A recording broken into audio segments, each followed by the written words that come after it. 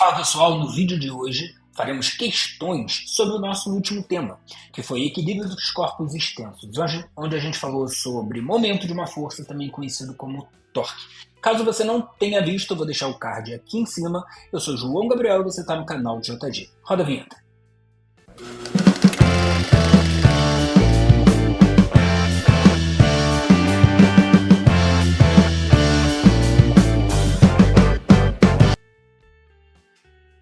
E aí pessoal, espero que esteja tudo bem com vocês. Já adiantei aqui tudo que a gente vai falar nesse vídeo. Vamos para as questões, sem mais delongas. Acompanha comigo, olhando na tela, questão de número 1, fala o seguinte. O mobile é composto de duas hastes, 5 fios e 3 objetos pendentes. Um representando a Terra, de massa mt, outro representando o Sol, de massa ms, e outro representando a Lua, de massa ml. Sabendo que o móvel está em equilíbrio com as hastes na posição horizontal, desprezando as massas das hastes e dos fios e considerando as medidas indicadas na figura, ele quer a razão da massa da Terra sobre a massa da Lua. Se liga só, olha o que a gente vai fazer aqui. Uma vez que a questão está fornecendo para a gente, uma haste, e essa haste ela pode rotacionar. Para que ela esteja em equilíbrio, é necessário que, além da força resultante sobre ela ser nula, o momento resultante sobre ela deve ser nulo também. Então, qual é a primeira coisa que a gente tem que fazer? Marcar as forças que atuam sobre a haste. Quais são? Uma vez que essa haste, essa daqui, por exemplo, ela tem 3 cordas em cima dela, ela vai ter 3 trações. Beleza. Só que uma das cordas está pendurado o Sol. E se uma das cordas está pendurado o Sol, significa que o valor da força dessa tração é numericamente igual ao peso do Sol. Então eu vou colocar aqui uma força referente à força do Sol, que a gente já entendeu que isso daqui é numericamente igual ao peso do Sol. Eu vou escrever assim, Fs, que é a força do Sol. Assim como deste lado, a gente vai ter aqui a força da Lua. Existe aqui também uma tração T que está segurando essa haste. Só que, se a gente for pensar, se essa haste aqui ela for rotacionar, acho que você vai concordar comigo que ela vai rotacionar em torno desse ponto, Então a gente vai tratar esse daqui como sendo o nosso ponto fixo. Por que ele é importante? Porque forças que atuam sobre ele não realizam momento. E com isso a gente pode dizer que, repara aqui, temos a haste e a tração. A força que o Sol faz, que é em uma extremidade, tende a fazer esse corpo girar no sentido anti-horário, enquanto que a força da Lua, que está do outro lado, tende a fazer girar no sentido horário. Como o momento resultante tem que ser zero, isso é a mesma coisa que dizer que o momento das forças que fazem girar no sentido horário deve ser igual ao momento das forças que fazem girar no sentido anti-horário. Como a gente já comentou, a força da Lua faz girar no sentido horário. Então a gente vai ficar com o momento da força da Lua. Como é que a gente calcula o momento da força da Lua? É a força da Lua vezes o braço de alavanca. Quem é o braço de alavanca? São esses 60 centímetros. Lembra, o que é o braço de alavanca? É a distância perpendicular à linha de ação da força até o ponto fixo. Como o ponto fixo é aqui e há uma força vertical, a gente precisa da distância horizontal da força da Lua até o ponto fixo. Da mesma forma, a gente vai ter aqui a força do Sol vezes 30, sendo o momento anti-horário, que é o momento das forças que fazem girar no sentido anti-horário. E uma vez que 60 é 2 vezes maior do que 30, a gente corta fora aqui e percebe que a força do Sol é 2 vezes a força da Lua. Para que a força do Sol seja 2 vezes a força da Lua, então a massa do Sol é 2 vezes a massa da Lua. Então a massa do Sol é 2 vezes a massa da Lua. Agora pensa comigo, uma vez que essa tração T ela segura tanto o Sol quanto a Lua, acho que você vai concordar comigo que essa tração T, ela vale, então, o peso da Lua mais o peso do Sol. E uma vez que a massa do Sol é 2 vezes a massa da Lua, a gente pode dizer, então, que o peso do Sol ele é 2 vezes o peso da Lua. O que significa que essa tração T ela tem que ser igual a 3 vezes o peso da Lua. Mas por que eu estou falando isso? Porque essa tração T, uma vez que está aqui nesse fio, ela não atua só na haste de baixo, ela também atua na haste de cima. Exercendo aqui uma mesma força T que vale 3 vezes o peso da Lua. E sobre essa haste, a gente vai ter aqui uma outra tração, que eu vou chamar de T', e a gente vai ter aqui a força que a Terra exerce sobre ela. E da mesma forma que a gente fez para a haste de baixo, perceba que aqui a gente tem o nosso ponto fixo, e apenas a força da Terra e essa tração T, que equivale a 3 vezes o peso da Lua, é que vão exercer momentos sobre essa haste. E aí a gente vai ficar assim, ó, novamente, momento horário sendo igual ao momento anti-horário, vou botar aqui embaixo, momento horário sendo igual ao momento anti-horário. E quem é que tende a fazer girar no sentido horário essa haste? É a tração T, que vale 3 vezes o peso da Lua. Então vai ficar 3 vezes o peso da Lua, vezes o braço de alavanca, que é de 50, sendo igual ao momento anti-horário. Vai ser quem? A força que a Terra faz, que é numericamente igual ao peso da Terra, vezes 20. Corta fora um zero de um lado com um zero do outro. E a gente vai ficar com 3 vezes 5, fica 15. Peso da Lua é massa da Lua vezes a gravidade. Sendo igual a 2 vezes a massa da Terra vezes a gravidade. Corta fora a gravidade dos dois lados. E como a questão pediu pra gente massa da Terra sobre a massa da Lua, a gente vai ficar com 15 dividido por 2, 7,5, sendo igual a massa da Terra sobre a massa da Lua. Ou seja, ficamos aqui com a letra E. Ok?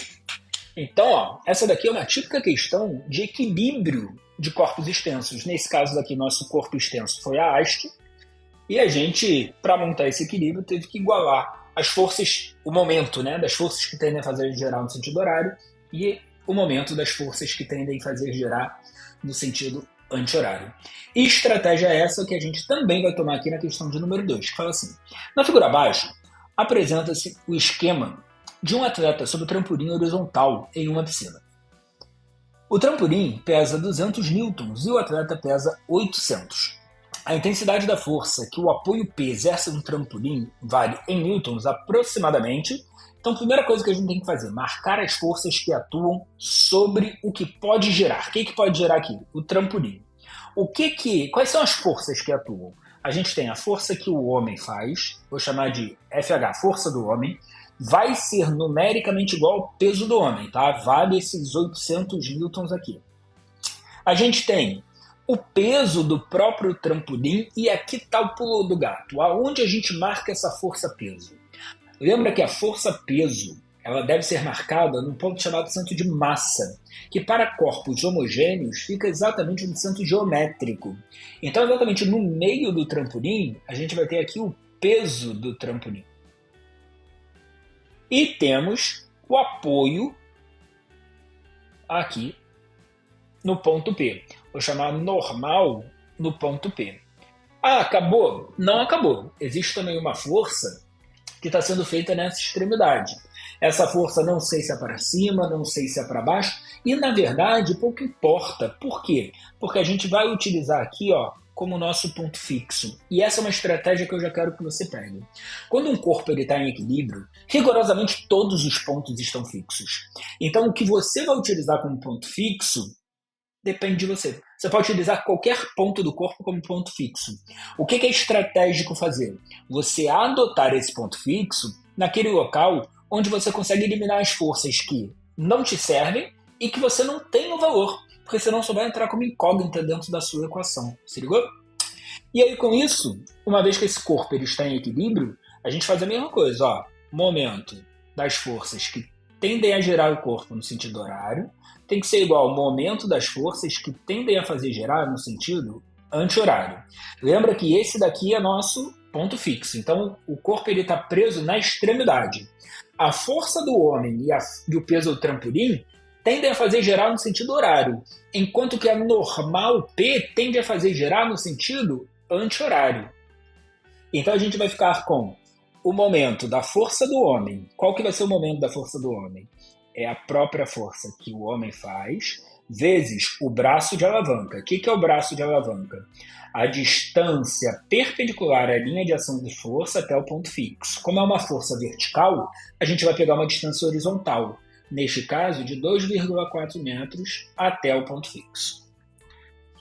Então, força que o homem faz vezes 2,4 mais peso do trampolim vezes qual a distância do peso do trampolim até a outra extremidade? Metade desse trampolim. Quanto mede o trampolim todo? Vamos somando, 0,6 mais 2 mais 0,4. 3 metros da metade para a extremidade é 1,5. Isso aqui vai ser igual a normal no ponto P vezes a distância até esse ponto fixo, que é de 0,4. Agora vamos substituir os valores. Força do homem, 800 vezes 2,4, mais peso do trampolim. Peso do trampolim a questão deu pra gente, vale 200 vezes 1,5. Isso é igual 0,4, vou botar aqui, 4 sobre 10. Vezes a normal P. Por que eu estou fazendo isso? Porque fica mais fácil agora de cortar esse 4 com o 200, ficou 50. Com o 800, ficou 200. 200 vezes 2,4 dá 480. Mais 75 igual a essa normal no ponto P sobre 10. Então, isso daqui vai dar 555 vezes 10. A gente tem essa normal no ponto P sendo 5.550. Unidade de força no sistema internacional, Newton, né? Ficando assim com a letra D. Se ligou? Então, repara, quase a mesma coisa que a questão anterior. A diferença é que aqui a gente tinha que lembrar que força-peso tem que ser marcada no centro de massa. Centro de massa de corpos homogêneos se encontra no centro geométrico desse corpo, ou seja, no meio do corpo. Tranquilo? Bora para a questão de número 3, que fala assim. Pedro foi com a namorada em um restaurante para comer sushi. Entretanto, não sabia usar os palitos tradicionais para pegar o alimento. O garçom então forneceu palitos alternativos, presos em uma das extremidades A. Assim podia utilizá-lo como mostra a figura abaixo. Com base no exposto, assinale a alternativa que completa corretamente as lacunas da frase a seguir. Aí ele fala que o conjunto de palitos dado a Pedro funciona como uma alavanca. E aí lembra, quais são os tipos de alavanca que a gente tem? Interpotente, interresistente e interfixa. Dependendo de onde se encontra o ponto potente, o ponto resistente e o ponto fixo. É isso que a gente tem que localizar aqui nos rachis. Então vamos lá. Aonde que o Pedro faz força? Aonde que o Pedro faz força? O Pedro faz força exatamente aqui, ó. Então aqui é a força potente. Repara conforme ele vai apertando, como se fosse uma pinça, esse lado daqui funciona como ponto fixo, porque esse lado não se move. E para que ele está utilizando isso? Não é para pegar o sushi? Então o sushi oferece aqui uma força de resistência. Logo, com isso, eu quero que você perceba que a força potente se encontra no meio entre o ponto fixo e a força resistente. Então essa daqui ela vai ser chamada de interpotente. Ok? Então vamos lá. Funciona como uma alavanca interpotente. Dessa forma, a força aplicada, e aí vamos ver, né, se vai ser ou por Pedro nos palitos ou pelo palito no sushi, é maior que a força aplicada por pelos palitos no sushi ou por Pedro nos palitos. Então, qual é a ideia? Lembra que quando a gente pega a relação do momento, o momento ele é igual a força vezes o braço de alavanca. Logo, aonde eu tiver o maior braço de alavanca, é onde que eu vou ter a menor força. Como o braço de alavanca ele é sempre até o ponto fixo, se liga só, essa daqui, esse vai ser o braço de alavanca da força resistente, enquanto que esse aqui é nosso braço de alavanca da força potente. Qual que é nitidamente maior? Da força resistente. Então a força resistente aqui é menor que a força potente. Quem é a força potente? Que Pedro faz no palito.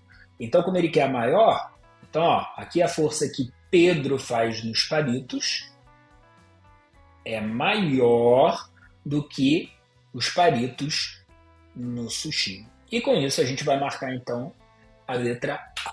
Olha que questão sutil, né? Que questão tranquila. Porque ela é só para você identificar o tipo de alavanca e perceber quais são as maiores e menores forças. Ok? Vamos para a questão de número 4, que é uma questão do Enem, e diz: em um experimento, o professor levou para a sala de aula um saco de arroz, um pedaço de madeira triangular e uma barra de ferro cilíndrica e homogênea. Ele propôs que fizessem a medição da massa da barra utilizando esses objetos. Para isso, os alunos fizeram marcações na barra, dividindo-a em 8 partes iguais, e em seguida apoiaram-na sobre a base triangular com um saco de arroz pendurado em uma das suas extremidades, até atingir a situação de equilíbrio. Na situação, qual foi a massa da barra obtida pelos alunos? Então vamos lá. Quais as forças que atuam sobre a barra? Existe aqui uma força feita pelo arroz, que eu vou chamar de FA. Existe o peso da barra. Uma vez que a barra é homogênea, você já entendeu, a gente tem que marcar isso no meio da barra. Onde está o meio da barra? Está aqui. Então aqui é o peso da barra. Esse P ficou feio. Peso da barra. E existe um apoio onde a gente tem aqui uma normal. Já entendemos que nesse apoio vai ser nosso ponto fixo. E por isso a gente precisa então relacionar as distâncias até esse ponto fixo. Repara que existem 3 espaçamentos aqui, né? Então aqui eu vou chamar de 3x. Enquanto que aqui existe um espaçamento só, que eu vou chamar de x. Uma vez que momento horário tem que ser igual a momento anti-horário, quem é que tende a fazer girar no sentido horário? É o peso da barra. Então, qual vai ser o momento do peso da barra? É o próprio peso da barra vezes essa distância x. Qual vai ser o momento anti-horário? A força que o saco de arroz faz. Então, vai ser a própria força do arroz vezes 3x. Como x aparece dos dois lados, a gente corta fora. E vai ficar com o peso da barra sendo 3 vezes a força que o arroz faz. Se o peso da barra é 3 vezes a força que o arroz faz, que é numericamente igual, né, ao peso do arroz, então a gente pode dizer que a massa da barra é igual a 3 vezes a massa do arroz. Como a massa do arroz vale 5 quilos, a massa da barra tem que valer 15 quilos. Como diz a letra E. Percebeu? É sempre mais ou menos a mesma coisa? O que você vai fazer? Marcar as forças, escolher um ponto fixo, ver quem gira no sentido horário, quem gira no sentido anti-horário, montar a equação do momento e pronto, correr para abraço.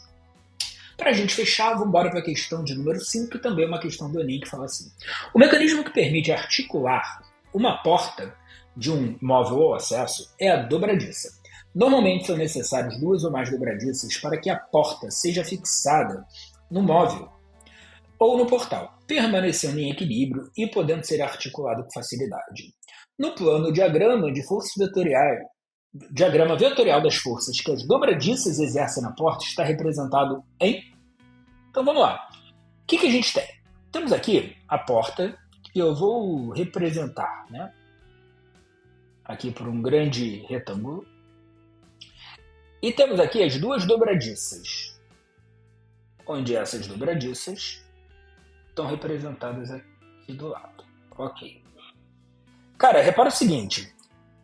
De cara, a gente já tem aqui o peso da porta, né? Peso da porta vertical aqui para baixo. Para sustentar esse peso para baixo, concorda que necessariamente essas dobradiças têm que fazer força para cima? Senão, né, a porta cai. Ah, então é a letra C. Não, calma, não disse isso. Não acabou, não.